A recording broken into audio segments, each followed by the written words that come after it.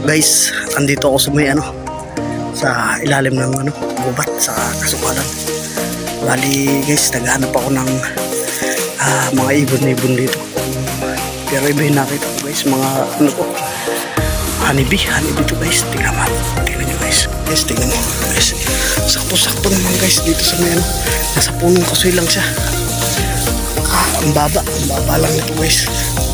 Wala yung puno guys. Ayan, sakto-sakto lang. Guys, tinutukan ko na. Ayan. Kita guys, ayan. Palagay ko ito may pulot pa itong Ayan guys, natutukan natin. Titignan natin ito kung may pulot. So ayan guys. Ayan, malapitan tayo. Palagay ko guys ay pataos lang to siguro guys. Pero wala pang to bahay. Maliit ang bahay nito. Ayan, titignan natin guys. Ito mga idol, may kasama ako dito, dalawa. Ayan. Ayan, kami hunting ng ibon. Bigla namin nakita yung panilan dun sa may kasoy guys. Ayan.